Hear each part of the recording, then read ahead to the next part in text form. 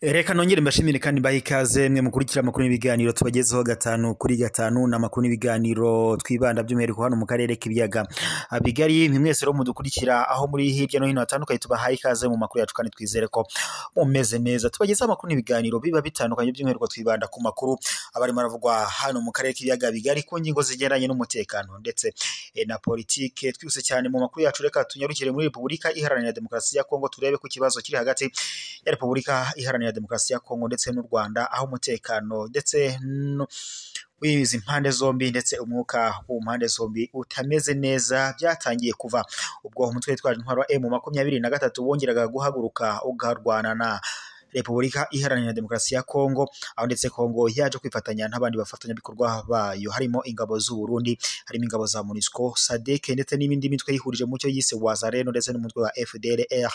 Mu gihe gishize rero hari amakuru yumvikanye avuga ko hari ibiganiro byahuzaga Angola, u Rwanda ndetse na Kongo, byari bigamije no gusenya umutwe wa FDLR urwanya ubutegetsi bw'u Rwanda ndetse ukaba urimo n'abasize bagize uruhare muri jenoside yakorewe abatutsi mu Rwanda muri Mata 1994. Ni amakuru yagiye yumvikana cyane ko umutwe wa FDLR ufatanya n'igisirikare cya leta ya Kongo mu guhangana n'umutwe witwaje intwaro M23 ndetse leta ya Kongo ngo iha intwaro uyu mutwe ndetse n'ubundi bufasha bwose uyu mutwe wa FDLR waba ukeneye. Kuri ubu rero biri kuvuga ko u Rwanda rwaba rwakebuye umuryango wa Loni ukomeje kugenda bigura intege ndetse no mu kibazo cyo gukemura umutekano muke ukomeje kugaragara mu burasirazuba bwa Repubulika Iharanira Demokarasi ya Kongo. Nk'uko bikomeje gutangazwa rero, ambasaderi w'u Rwanda mu muryango w'abibumbye Rwamucyo Ernest yagaragaje ko akanama kawo gashinzwe umutekano muri raporo kakoze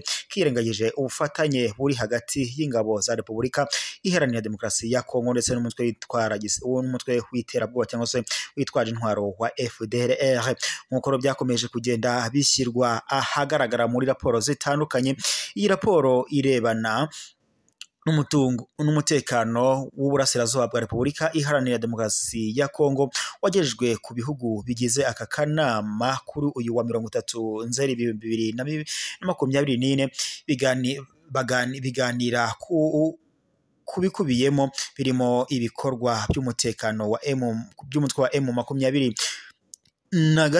mu ntara ya Kivu y'Amajyaruguru ndetse n'ibiganiro bya Angola ho muri Rwanda. Ambasaderi rero Rwamucyo Ernest yagaragaje ko Loni idakwiye kwirengagiza ko umutekano w'u Rwanda ushobora guhungabana bitewe n'uko leta ya Repubulika Iharanira Demokarasi ya Kongo yinjije mu gisirikare cyayo FDLR ikayiha intwaro, imyitozo ya gisirikare ndetse n'amafaranga. Kuba FDLR isa itagaragara muri iyi raporo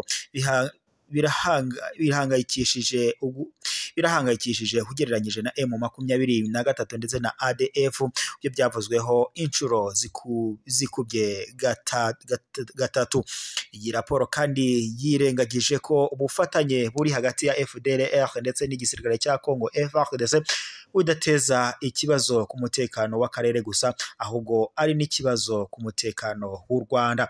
Uyu mudiplomate yagaragaje kandi ko kutagaragaza iki kibazo kwa misiyo y'amahoro y'umuryango w'abibumbye muri Repubulika Iharanira Demokarasi ya Kongo MONUSCO n'akanama gashinzwe umutekano bituma ubushake bwabyo bwo kugarura amahoro n'umutekano mu karere bushidikanywaho. Ambasaderi Rwamucyo Ernest yibukije ko mu biganiro byabereye Angola muri Rwanda byakomojweho muri iyi raporo. Tariki ya 14 Nzeri umwaka w'2024 intumwa za Repubulika Iharanira Demokarasi ya Kongo ku rwego rw'abaminisitiri zanze uburyo buhuriweho bwateguwe na Angola bwo gusenya umutwe wa FDLR, nyamara inzobere mu nzego z'umutekano zari izabwemeye. Ubu buryo bwari bwashyigikiwe n'urwego rw'umutekano rwa Repubulika Iharanira Demokarasi ya Kongo bwifatanyije n'inzobere z'u Rwanda ndetse na Angola. Birahangayikishije cyane kuba Repubulika Iharanira Demokarasi ya Kongo yaranze ku bushake kandi byeruye kugira uruhare mu kugarura amahoro n'umutekano mu karere, umuryango mpuzamahanga ntugire icyo ubivugaho.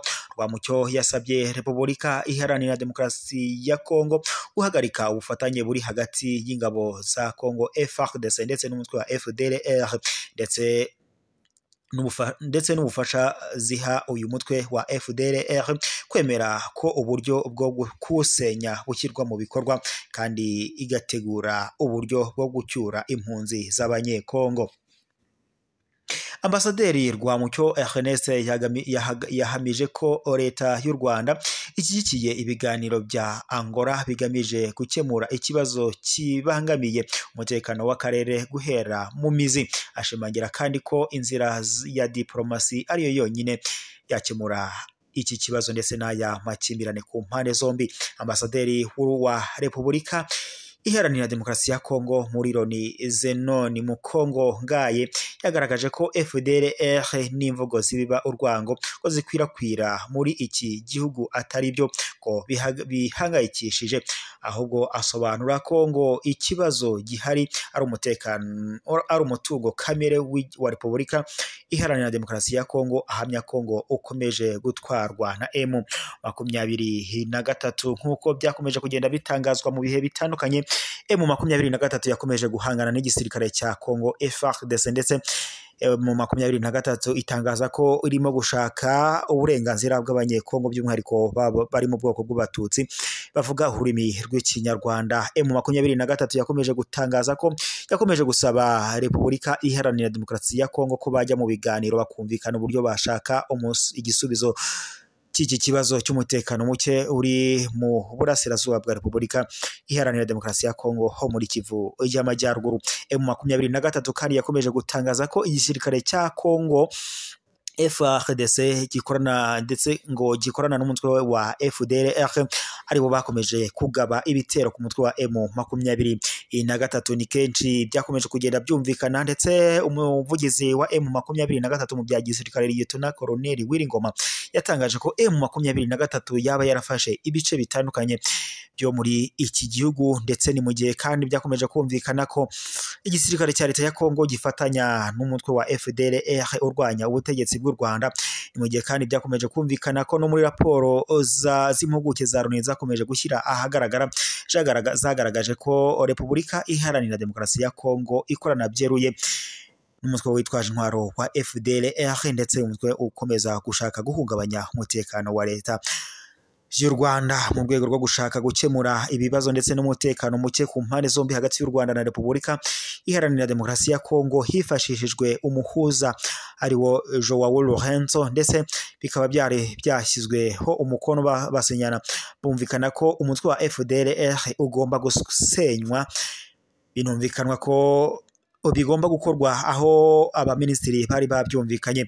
Gusa nyuma gatoya byaje kugaragara ko umuminisitiri wa Repubulika Iharanira Demokarasi ya Kongo Therese Kayikwamba Wagner byaje kurangira bisubiye ndetse bahakana bivuye inyuma ko batagomba gusenya uyu mutwe wa FDLR. Ni mu gihe kandi raporo z'impuguke za Loni zamaze kugaragaza ko iyi FDLR ifatanya byeruye n'umutwe na Repubulika Iharanira Demokarasi ya Kongo. Byakomeje kumvikana cyane kandi ko Repubulika Iharanira Demokarasi ya Kongo yakomeje gushinja u Rwanda ko rwaba rufatanya n'umutwe witwaje intwaro wa M23 mu guhungabanya umutekano wa Repubulika Iharanira Demokarasi ya Kongo.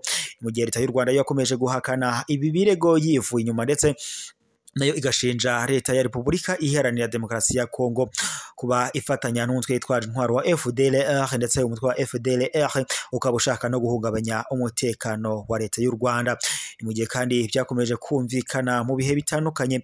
Ni mu gihe kandi Repubulika Iharanira Demokarasi ya Kongo yo byaje gutuma yifashisha abandi bafatanyabikorwa harimo ingabo z'u Burundi, ingabo za MONUSCO, ingabo za SADC ndetse n'imitwe yihuje mu cyo yise Wazalendo guhangana n'umutwe witwaje intwaro wa M23. Ndabashimiye rero mwe mudukurikira aho mwaba muherereye hirya no hino hatandukanye. Kuri we waba utarakanda subscribe cyangwa sabone bitewe n'ururimi ukoresha, ndagushishikariza gukandaho maze ukazajya uba uwa mbere kubona amakuru n'ibiganiro tukugezaho gatanu kuri gatanu. Tukugezaho amakuru n'ibiganiro biba bitandukanye, aho twibanda ku makuru agendanye n'umutekano ndetse na politike, by'umwihariko tukagaruka hano mu karere k'ibiyaga bigari. Rero ndakwibutsa kuba watwandikira muri komenti ukaba watubwira icyo twaba twazaganiraho ndetse n'andi makuru yose twagutororokanyiriza mu gihe wumva ko hari icyo twagufasha. Turabizi ko tuba duhari ku bwanyu, mudahari ntacyo twageraho. Turabashimiye rero, nimukomeze kugira impagarike n'ubugingo kandi muhahe muronke.